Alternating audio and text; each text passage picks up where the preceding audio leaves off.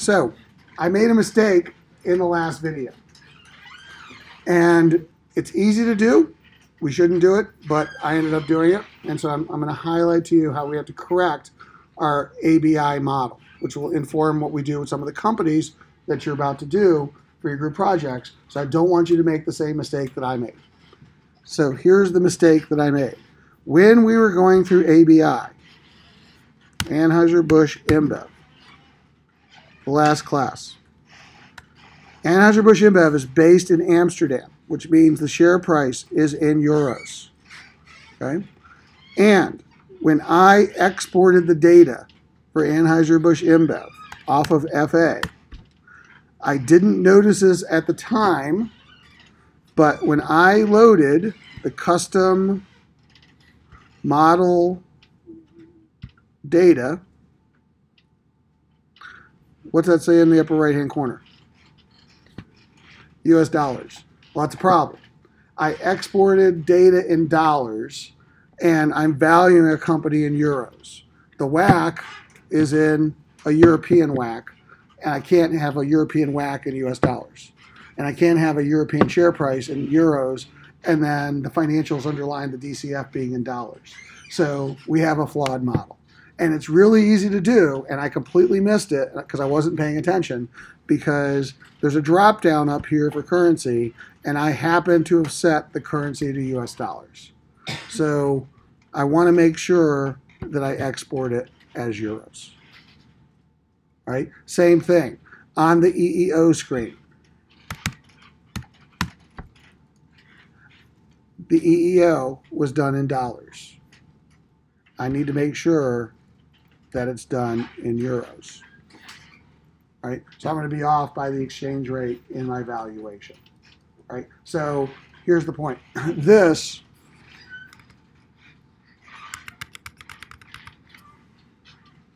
is the corrected ABI data export, which is now in euros. You can see that there. And this is the as-is valuation for ABI corrected in euros as well. So now the historical data is in euros, and the EEO data is in euros, not dollars. Okay, so I will upload that. And the reason that's going to matter, won't affect the ratios for EBITDA margin, but it will affect the revenue growth rate, right?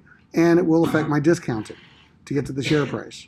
So essentially, that's why we'd have to update the models, and we have to be careful, because many of you for your group projects have chosen companies that are not in dollars, right? They're going to be based in other currencies. And so because of that, you have to make sure that you're consistently using the right currency throughout. And it is so easy in Bloomberg, because as I did it during class, I wasn't paying attention, and I was exporting dollars, not euros. And that would have given me a flawed model. Now, for Heineken, you shouldn't have that problem, right? And the reason why it happened for ABI is that generally Bloomberg will set the template to default of the company's currency that you're looking at. It just so happened that I was looking at ABI and I switched it to dollars a few weeks ago. And so when I was looking at dollars a few weeks ago, because I think in dollars, not euros, it remembered my setting.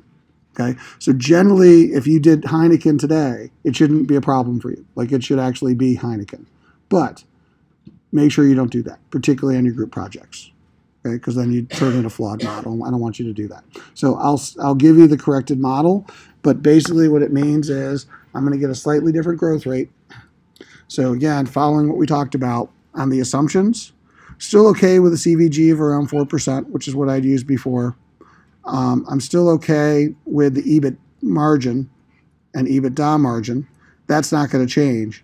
What is going to change, though, is my revenue growth rate, because my historical growth rates and the future growth rates will change. So I basically had to adjust the growth rate to about 10% in order to get to the as-is share price. So that would have been the change that I would have had to make. Okay. Questions about that? All right, so let's talk about Heineken.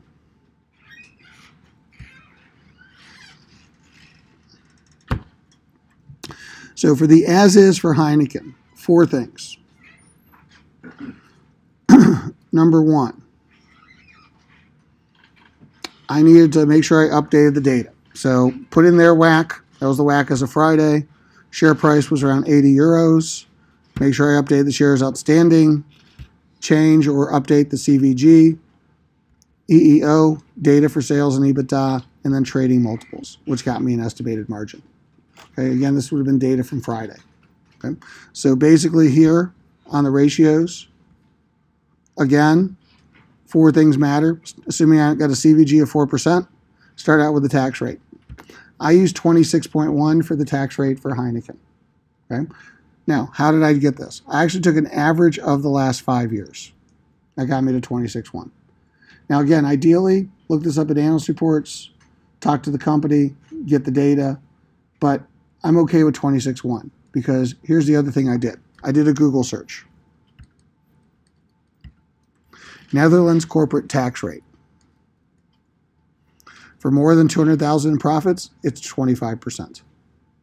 So basically, if I'm based in the Netherlands, I probably am going to be paying 25%, right? And that seems consistent with the data that I've seen historically with one outlier year of 2012. So 26.1 says they're also, as Heineken, doing business worldwide, including US, which are higher tax rate countries. So they're probably also paying some higher tax rates in some other countries, which is probably why it's a little higher than 25. But I think 26 seems reasonable, right? So again, it's not saying that I wouldn't want to get more refined, but this is what I mean by, give a little bit more data than just saying, I think the average of the last 6 years is fine. Like, do the extra Google search to figure out why that matters. Does that make sense? Questions about that? Okay, so that would have been the tax rate. Next, based on here, this is the estimated margin based on Friday's EV to sales divided by EV to EBIT trading multiples. So what I really want is I want this number, my perpetuity first year growth period, to basically be that number. And then I back into the EBITDA 25.8 to get there. And that's what I said. I'm at 25.5 now, based on the EEO consensus. I want to get to 25.8. So what I do with these intervening 3 years, it's probably not going to change too much. I just slowly moved it to 25.8 because there's a 30 basis point difference between the two. It's not very dramatic, right? But nonetheless, I have to try and figure out what those intervening years are. Now, assuming that I've done those 3 things, what I'm really doing is I'm backing in to the growth forecast. All right, so what growth forecast at the as is gets me close to their share price? And the answer is somewhere around 7%. Okay, so assuming a 4% G and a 7% growth and about a 25.8% EBITDA margin and 26% tax rate, that kind of explains the current share price. Yes, sir? Our share price numbers might be different based on Absolutely. And your numbers could be slightly different than what I put in here. But what I'm telling you is this is what I mean by backing out the as is. And on Wednesday's class, what we're going to do is we're going to talk about how to use the key value drivers to estimate the G. So the 4th thing is really solving for those intervening revenue growth rates. All right, so we should have a general idea of the G. We should have a general idea of the tax rate. We should have a general idea of the EBIT margin. So it's what growth kind of explains the current stock price. Note 2 things. Number 1, it's not whether I agree with this. I keep saying this. This is what explains the stock price today. This is what creates the cash flows, which leads to number 2. Where is the stock price actually coming from? It's coming from this DCF tab. So basically what we're doing is we're basically just creating those free cash flows. All right, we're creating free cash flows for 5 years, and then we're creating free cash flows into perpetuity. And if you actually look at this, in the last class, one of the students was saying, I was paraphrasing, I was uncomfortable with the G, and slight changes in G seem to drive up or down the valuation substantially. Right? My point to him is, yes. Here's the point. That's your continuing value, which is driven primarily by your G. Right? So your granular forecast for Heineken is about 10 billion worth of present value.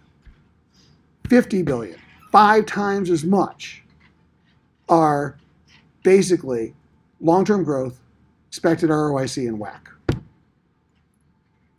That is 80% of the valuation. And slight changes in G. You can see it here. It's 48.5. Let's do 3%. 1% difference in G changes this by $6 billion. Right? So that's what I'm telling you is that, believe it or not, your forecast for G is one of the most important things you can forecast in your valuation. The year-by-year forecast doesn't matter as much. It's the perpetuity values. That's why the perpetuity EBITDA margin is so critical, right? The perpetuity G is so critical. The perpetuity ROIC is so critical because it is most of the valuation. Now, one way we could make the continuing value less important is we could actually forecast out 20 years and then go to continuing value. Problem with that is when you start doing years 10 through 20, you might as well be throwing darts at boards as to how big this company is going to be and what their sales are. So that's the trade-off we have to make in the real world, is we forecast a number of years and then we have to proxy the long term, right? But nonetheless, before I go straight to figuring out what I think the long term is, this is why, again, I put the intermediate step in for the as-is. Because by doing the as-is, it gives me a baseline for what some of those long-term numbers are based on the current trading price and what cash flows they have to be to justify the current stock price.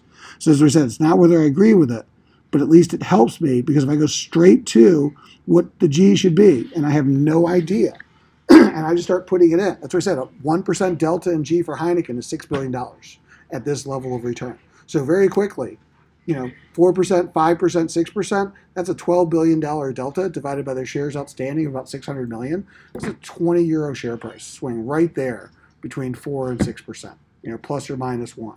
And that's the difference between a buy, a sell, and a hold. And that's why, again, number one, the number's important, but even more important is all the assumptions behind the numbers that you make. So that's why I have you talk about the number catalysts in your evaluations. Does this make sense? Questions? Okay, so that's the data that I kind of came up with for Heineken as is. Now, whether or not you had a slightly higher or lower G, so I think somewhere in 4 to 6% is probably reasonable for Heineken, and then that'll affect what your numbers for growth rate should have been in the intervening years. So you have to match my model exactly, but that's the point. What we know about Heineken is that for the next 5 years, the market's probably at the current share price, expecting somewhere around mid-single digit growth rates at these margins to basically justify their share price. That's the as-is. Right? What about the final? Was anybody here a buy? Anybody say buy? All right, what were your major assumptions that would be different than these that got you to the buy? And what was the number share price? The share price was Approximately. 99. You got to 99? Yeah. Okay. And what were the big differences in the assumptions?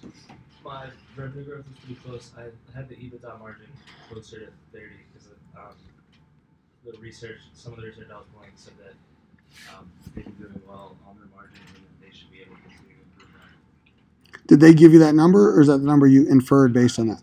Okay. All right. And my tax rate was 28%. 28%? Okay. Oh, did they actually say what the tax rate was going to be? Yeah, so there was an article I found on the website that said it was 28.3% last year and they expected it the same this year. Okay. So that's even better. So instead of doing what I did, then you actually go to the company site and find a rate. So 28.3 would make more sense. All right. So here's why I like doing an as-is. What's the key for his, would you say 90? 99. So what's the key for the extra 20 euros in share price and what he just said? What's the real catalyst for the 20 euro difference? Yeah. Margins. Is the margins. And so what you're saying is margins are going to be somewhere around 300, would you say 30%? Or Yeah. 30%? So they're going to be almost 400 basis points higher than today, long term. Okay? So why? I mean, it's kind of an arbitrary number, but it was based on the article that I found saying that Okay. They are now. Why are they going to improve? What did the article say? Because of they push the premium brand, so they sell at a higher price, and they've been So you're getting a better mix of products going forward. right, and they've been able to save on the costs. And they're doing cost cutting, which will lower cost. But price won't go down. They'll just lower cost. Correct. And they'll keep it all for themselves. All right. So I'm saying this out loud because that's really what your assumptions are. So if I really want to understand, I'm an investor. He's my bank, and he's talking to me about why I should buy Heineken. These are the catalysts that matter over the current share price. So number one, you're telling me that Heineken has to get 400 basis points more margin, and the way they're going to do it is they're going to be, doing cost cuts. Do I think that they can get the level of cost cut without sacrificing price? And as they switch to a more premium mix, are they going to be able to sell that premium mix the same volumes so that they actually get the higher markup by adjusting the mix of their business? But that's the point. It's about mix and cost savings that the market is not currently pricing in as the catalyst for your buy recommendation. So that's what I want you to get down to. All right, and that's why we do the delta. Because when you give me your target and you give me your changes, this is what I need to understand. All right, do I believe that Heineken can achieve that? If I do, I'm comfortable with what you say, and I'm willing to buy Heineken. Okay, so it's not whether I can predict the future, but what you've done is you've described what's going to cause that future to happen, right? And that's what is important when we do our analysis, and that's what makes a good analyst. Everybody see that? All right. Anybody say sell for Heineken? It's not saying buy is right. Could be easily be sell. Anybody say sell in this room? All right. Why'd you say sell? Even better, you got your spreadsheet out like that. So what price did you come up for Heineken's target? 72? Okay. So 72 versus 79, right over 10% below. So we're close to a hold, but still in the sell range. So, like I said, what's different than my baseline? Actually, I think the main catalyst for me was the CBG. Okay. I pegged it at 3.5. Okay. I based it in the range with a typical. So the inflation rate is the CBG is usually between the growth rate of the country and the inflation rate. And I think the Netherlands GDP growth rate was like 0.6%, and the GDP was like 1.8%. And I said, the CBG is saying that essentially if I have it higher than 1.8%, it's growing faster than the companies. And since they're doing business outside of the Netherlands, I think 3.5% was a fair rate. Okay. What did you do for the revenue growth rate in the intermediate years? So I actually increased it to 7.1. So it's right around where I had 7. And what did you do with the margins? What's your EBITDA margin? For EBITDA, I did, for the intermediate years, I did an average. So I guess I did an average from 2011 to 2018 and put it at 23.1. All right, so there's the delta. So for you, the big delta is the lower EBITDA margin, about 1 to 2 percentage points lower. All right, so again, articulate to me why you think it should be lower. What are some of the catalysts? We know what the catalyst is for him to be higher. He said change of mix and low cost cutting strategy, which they think they're going to keep the costs. I'm not saying he's right or wrong. That was just his rationale. What's your rationale for the lower EBITDA margins? So I said because it seemed to fluctuate, but it stayed in that range. That was so that's why I did an average. I didn't go into depth any further. Okay, so I like what I'm hearing you say is, whether you say it or not, this is what you're saying, is that I think that the numbers that Heineken is earning in the next few years are too optimistic to maintain for their long term. And I think that it's going to regress more towards a historical average for the industry. That what is going to happen is they're going to cut the costs and the prices are going to go down. or all of this growth. Now here's where I'm getting speculating where you need more data, right? Or all of the growth is going to occur in emerging markets. And you know what? People in India are going to drink a lot of beer, but they can't afford to pay the price that people in the US pay. So they're going to get the volumes, and that's why they have to get the costs out, because they're trying to serve emerging markets that just don't have the per capita income to afford prices in the West. So I worry about this premium strategy as they go towards this emerging market growth, and I worry about the impact on the margins that it's going to have on the business. And that's why I think that they're going to get the volumes, but I really worry about the price, right? And the price that particularly for that growth that they're going to get. And so therefore, I actually think if they go back towards historical margins, so even if they cost cut, they're going to cost cut because they're going to have to lower their price a little bit to get that volume in those emerging markets. It's going to impact the business. Now, all of the things I just said in the last minute and a half, I'm making up and would be some additional detail. And I'm not saying that either one of you couldn't be right, because there's disagreement about the real world, investors, on what's going to happen to Heineken. Just go look at the ANR screen, and you'll see that some people say buy, some people say hold, some people say sell. And so that's the point. This is the difference in the process, but you have a different point of view. You have a different point of view. And it's actually important for me as an investor to hear both of your points of view, because then I could say, which one do I gravitate to? Do I gravitate to his, or do I gravitate to yours? And that's where I'm going to actually place my bet, right? But by doing the as is, like I said, notice how quickly I am able to hone in on what your opinion is, even though you're not able to articulate it. You are articulating it by the numbers that you represent. So that's what I'm saying, is what we have to get better is saying out loud what's in here, and we have to bring it out so that I hear it out here. Because you're having that, something is telling you in your mind, this number looks too high to me. And I am uncomfortable with that number going up. So you have to be better at articulating it, particularly with real facts and what you observe with the companies in the industry. That's the art of valuation. That's what makes you a better analyst if we practice. And we're going to get a month of practice, but by the time you get to the end game, that's where you should be, because you ultimately have to know your industry as well. Make sense? Questions about any of this? Okay. So, anybody hold? Was anybody a hold? Nobody was a hold? Interesting. So just by show of hands, who was a buy? So it looks like about 2/3 of the people in the room were buys. Who was a hold? Who was a sell? Okay. And the few people who did raise their hands, no opinion. Okay. Hopefully you had an opinion when you turned in your homework. But but in any event, as I said, it's not whether you're right or wrong, because we're predicting the future, and it's hard to predict the future. So a couple more things. Level of granularity of analysis. So 2 years ago, I had the sell-side analyst that worked for Morgan Stanley that covered the construction industry come in and guest lecture to the class. And she brought in an actual model that they use for Caterpillar. Right? And I'm going to share that with you. I'm going to put it up online. Plus, she gave us a PowerPoint that talked about what it means to be a sell-side analyst and what they actually do. So I'll put that up there as well, including how to answer the most important interview questions if you're interviewing for these jobs. So,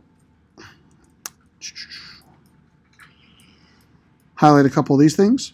This is a copy of Nicole's model at the time. And one of the things you'll quickly see, I won't go through all of this, but number one is they do a DCF just like we do. And they also do a multiples because they can triangulate them, the multiples and the DCF, to make sure that they're consistent. And they also do scenarios, so they can do the bull and the bear. In fact, Morgan Stanley was one of the first firms to do bull and the bear, which is now getting more standard on Wall Street.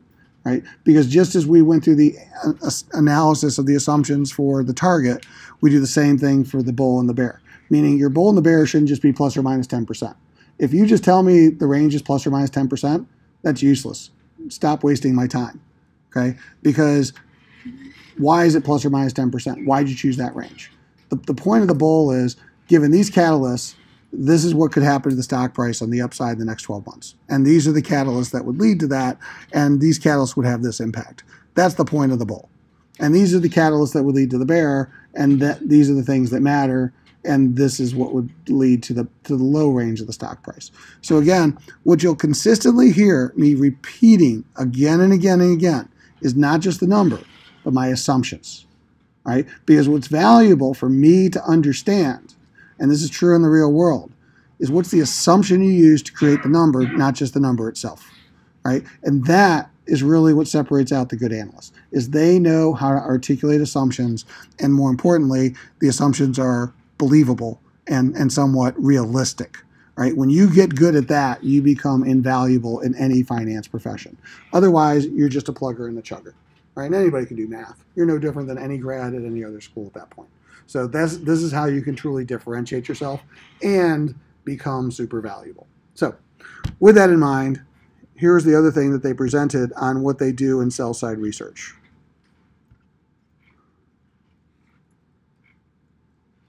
So again, I'll post this online. But basically, she talked about her team, and the average sell-side research team is 3 people. Okay, you got the main analyst, you got a junior analyst, typically has an MBA, or an undergrad that's been out there for a few years with experience, and then you have a newly minted undergrad who's probably been there for 1 to 2 years. That's the team. That's the people that are doing the sell-side research.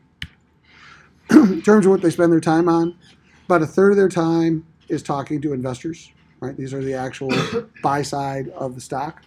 And about a third of their time is doing industry research, learning everything they possibly can about the industry and the companies of those industries, because that is really what also helps you. You got to know your industry. And actually, they spend about 15% of the time writing research and about 5% doing Excel. Because on the other side of it, the research associate undergrad is going to live 20% of their time, 1 day a week, in Excel building out these models, right? So that's where, if you get hired, you do all the initial Excel work, you give it to me, I look good, right? So you make me look good and don't screw up, because I'm going to fire you, right? So no mistakes. No bringing in euros into the dollar spreadsheet. That will cost you your job, and I'll find somebody else who will replace you. Okay. Fortunately, I have job security here at the university. So back to this. So basically, you can see what they do. And what they do in terms of their coverage universe is the analysts themselves actually decide what their coverage universe is going to be. Typically, it's between 10 and 16 companies. You go to like 20, 30 companies, it's just too much work, and you just don't know enough about those companies. So you can decide who you want to cover. So the analysts actually decide the coverage universe. And she said her process at Morgan Stanley was basically they'll start with the GICS, the Global Industry Classification Services. They'll go down to the industry and sub-industry level, and they'll look and see who the peers are in that industry. And then they'll talk to the companies themselves, say, who do you look against? And then they'll create the coverage universe that they want to follow. And then from there, she's got a bigger coverage universe at the time. Then they initiate the coverage. And more importantly, the next step is know everything you possibly can about that company. Okay, so it starts with read all of the company 10Ks, 10Qs, 8Ks. Read them all. And when you go through the 10K and the 10Q, it's the footnotes. So focus on the footnotes. Don't just focus on the highlights. So really dig in there and understand what's going on with the company, right? And you're not done. Go through the company website. In fact, go through investor relations. A lot of stuff on investor relations for the company, as well as on the marketing and brochures that they point out. In Bloomberg, one thing you can do. So here I'm in Anheuser-Busch InBev. Let me choose an automobile company like Ford. As an example, EVT is events. Goldmine of information. These are all the upcoming corporate events and the historical events for the company. What this is useful for is, for example, Ford is going to have an earnings call on April 27th. So the analysts will actually see the call-in number and PIN here, so they can actually dial in and be unmuted. But more importantly, as soon as that call's over, there will be a transcript. Bloomberg does machine learning transcripts, and they're available. So that's the point. Go back to the previous earnings call, look at the transcripts, listen to them. Companies are talking about what's important. They're talking about all the data. I'm willing to bet the tax rate came up in the earnings call for Ford, as what is the tax rate you're paying as a global company. When they speak at industry conferences, right? So, or they had a January call, or here, they're at an industry conference here. So in an analyst, the PowerPoints and the transcripts are there. These are the roadshows. Very, very valuable source of information because this is what they're actually given to investors and analysts on a regular basis. And so you have access to those PowerPoints in PDF format. You have access to the transcripts. Utilize this because you'll be surprised at how much you'll quickly learn about your company and industry because it's the CEO and CFO talking for 20 to 60 minutes trying to educate people on the industry and about their company and everything they're doing. So valuable source of information for your group projects. Right? Continuing on, read the proxy filings, read all the presentation transcripts, even industry blogs. So divide the company into segments, forecast all the segments, which means you need segment data when you build the best model on the street.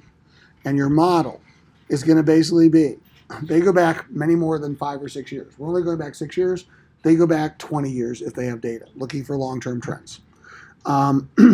They consider currency. They consider off-balance sheet items. They also do some scenario planning. They look at the macro analysis. This is the EIC. And they're looking at, for example, how does macroeconomic data impact an industry? Can we do some regression? Can we do some linkages so we know how companies are tied to growth and what it means in terms of forecasting out currency, forecasting out commodity prices? In the automobile industry, I need to pay attention to steel prices because I'm building cars out of steel. And if steel prices change, well, that's going to change my margins. Okay? I need to be thinking about the end markets that I'm selling to. So, for example, Tesla is about to hit a big roadblock because very shortly, and this is even before Trump does it, the expiration is about to happen on the $12,000 per Tesla tax credit is going to go away sometime next year. It was in the original law that when they hit 500,000 cumulative sales of cars, they lose the tax credits at the federal level. So basically, a lot of states have already been sunsetting tax credits for electric vehicles, and Tesla's about to lose a big tax credit. What does that mean to sales when those are no longer subsidized? EIC. So that's what I'm saying. If I know autos, that should come up when it comes to sustainable transportation. If I do Ford, Ford was actually just named the #1 company in the world when it comes to self-driving cars. So therefore, what does that mean? What is the model? How does that impact their future sales? What does that mean in margins? Because nobody can actually afford a self-driving car with all the technology. So you're going to have to buy it on a subscription basis. Or they're going to be selling it to companies like Lyft and Uber.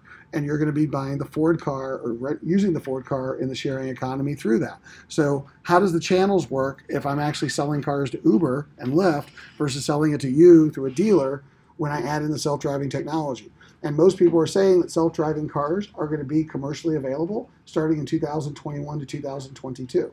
Again, if I'm understanding the automobile industry, I should be talking about that data point, and I should know that year. So what I'm telling you is when I'm grading you in a month, if it is as superficial as the presentation was today, I'll just give you a 0. Okay? Because I'll basically say you wasted my time and you didn't bother to learn anything about your companies. So again, I'm not trying to be threatening. I'm just letting you know that this is what makes a good analyst, is you got to know your numbers. It's not just a plug and chug. It shouldn't be just the weekend before. I sit there, I just run a few numbers, I solve a solution, and I then basically bullshit my way through it because I'll call you bullshit and I won't give you credit. So, because I know a little bit about the automobile industry, and I expect in the next 30 days that you'll know a lot about the auto industry, and you should be educating me on what's going on, not me telling you what's going on. So if during the Q&A of our presentation, you're talking about your growth in sales, and I ask you how many electric cars you're going to sell, and you look at me like, I don't know, and it's Ford, well, that's going to be a problem because I, the uninitiated, know Ford's really selling a lot of electric cars. What does that mean to their margins? What's going on with the industry? So you talk about EIC. Sustainability is going to be affected by oil prices. If oil prices remain low, Toyota, the company doing Toyota, they can't give their Priuses away right now. Nobody wants them, right? Because nobody cares, right? They're more than willing to get a gas-powered, low-emission vehicle that gets almost the gas mileage of a Prius, or more importantly, people are buying trucks. right? So sales of crossovers, sales of SUVs have been taken off. The mix has completely changed. Toyota right now is struggling because they missed that mix. And that's because oil prices are low and gas prices are relatively low. So what does that mean? Is that going to change over time?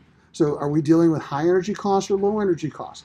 That's going to be part of the 5 forces analysis that you guys need to be talking about in the automobile industry, as it will affect the types of cars and trucks that we sell, our market shares, and other data. So this is where we're going to have to do a little bit more work over the next 30 days to really understand what's going on in the marketplace. Now, I'm asking for the Cliff Notes version. If you do this professionally, they get in a lot deeper, and you'll see that in here. Because what they'll then do is they'll look at the markets, and they'll look at all the different countries, and they'll look at the end markets. So I don't just want to know, hey, I'm Ford, I sell to a bunch of dealers. I want to know by country what I'm selling. And more importantly, I want to know the people that are selling the commodities to me. So what's going on with the cost of steel? What's going on with the labor inputs in the different marketplaces? What's going on if I locate my plants in Indiana or Mexico? Right? How does that change my cost structure? So when I say I'm going to save cost, is it saving costs because I'm moving my facilities to low-cost labor parts of the world? And what happens with trade barriers and tariffs and currency exchange, and how much is a risk to that cost savings? So I think I'm saving costs, but I may not. And what does that really mean to my margins on a go-forward basis? Right? I'm not saying that in 15 minutes you're going to have time to go through every single data point, but by understanding this, it will show in the assumptions that you make and communicate when you do your model. You got to know your business. Right? Matter of fact, when Morgan Stanley does it, they'll do market share by competitor by market. They'll talk about cyclicality. For construction equipment, they will actually figure out, and this is what they did for CAT, that CAT's in 3 segments. In the light, what do they call this? Light construction equipment segment, there are 5 different types of equipment that are sold, starting with mini escalators. So in their forecast, they'll have the revenue for mini escalators, they'll have the margin for mini escalators, they'll have the volume for the mini escalator segment around the world. So then they aggregate it up to get the overall forecast for CAT. Right? Again, I don't expect that that's what you're going to be able to do in the next 30 days. Right? But nonetheless, you should have some idea about the major products and the major data points that you sell. In Bloomberg, if I'm doing Ford, EEO, auto manufacturer company specific data.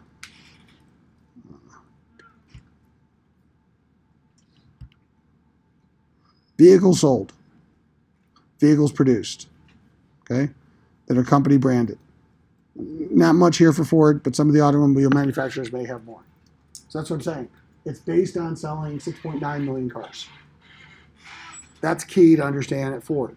All right, so it's not just the revenue forecast. It's how do I sell up from 6.55 million cars, 400,000 cars more around the world is what's key to their revenue forecast for the next 2 years. That's the catalyst that's getting me from 144 billion of sales to 149 billion of sales. If I do some math, I can actually get a price per car. What's happening to my price per car average? Is it going up or down? So when I start thinking about margins, what does that mean? Okay, so got to know your industry. And you can read through the rest of this presentation, but as I said, this is what they kind of do in real life.